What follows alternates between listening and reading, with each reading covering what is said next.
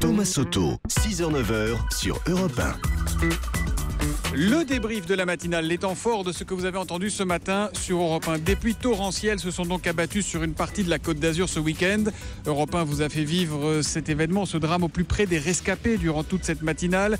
Des rescapés qui souvent font face à des dégâts matériels absolument impressionnants.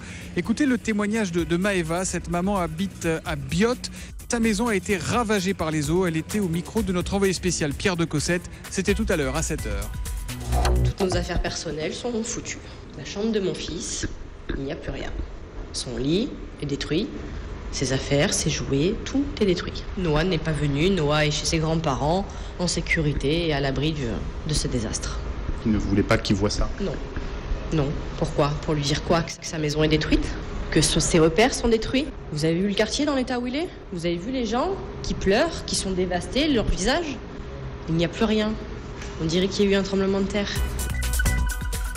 Voilà, depuis hier, l'heure est au déblaiement et ça continue autour de nous, là, à Mandelieu, si vous nous regardez sur europe1.fr. L'endroit où je me trouve est tout à fait stupéfiant. Ici, là où je me trouve à l'instant même, c'était un trottoir samedi. Aujourd'hui, tout s'est effondré. On voit pêle-mêle des troncs d'arbres, des canalisations d'égouts qui ont explosé, des plaques de goudron. Tout ça est creusé sur quasiment 1,50 m. Et puis, juste derrière, là, vous apercevez une petite rivière, un petit cours d'eau, la Théoulière, qui a l'air toute sage, toute gentille. Eh bien, ce petit cours d'eau est monté jusqu'à quasiment 2 mètres plus haut que l'endroit où elle se trouve. Là, c'était vraiment un torrent qui a ravagé tout ce secteur de cette ville de Mandelieu. Alors évidemment, il va falloir du temps pour reconstruire. Le gouvernement va décréter l'état de catastrophe naturelle. Ce sera fait mercredi en Conseil des ministres.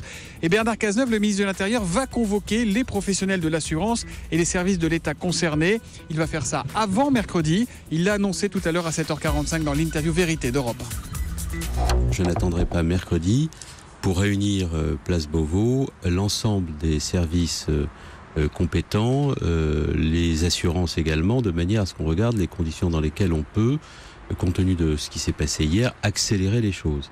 Et puis, je veillerai également à ce que les fonds de l'État qui sont mobilisés pour venir en soutien aux collectivités locales, que ces fonds soient mobilisés dans les meilleurs délais. Nous allons agir vite pour que la vie puisse recommencer comme avant.